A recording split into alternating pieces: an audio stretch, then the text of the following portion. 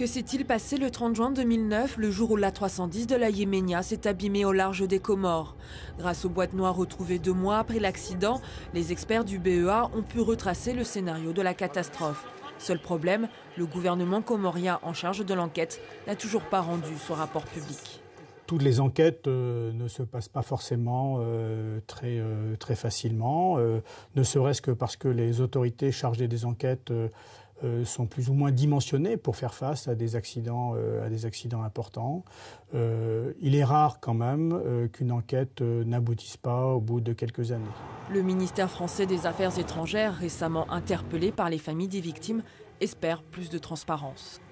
Nous faisons passer les messages, mais je dois dire que les premières réactions que nous avons enregistrées de la part des nouvelles autorités comoriennes vont dans le bon sens. Ce rapport pourrait permettre aux autorités de l'aviation civile européenne de décider d'inscrire ou non la Yéménia sur la liste noire. Pour l'heure, la compagnie continue d'atterrir en Europe. Ces inspections, à l'image des conclusions de l'audit qui a été réalisé au niveau européen, n'ont pas relevé en fait au cours des différentes inspections qu'on a pu avoir de problèmes de nature à remettre en cause de manière systémique la sécurité des vols de cette compagnie.